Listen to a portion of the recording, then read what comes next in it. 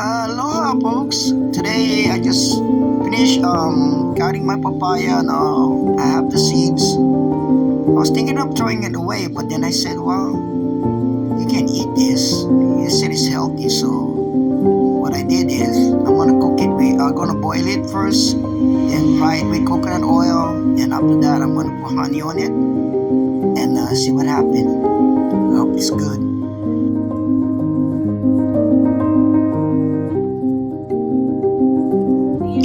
Let's go try it. Let's do the tasting.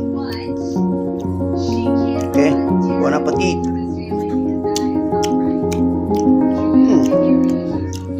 Tastes like coconut a little bit and honey. Solid. It's not bad. It's good. My kind.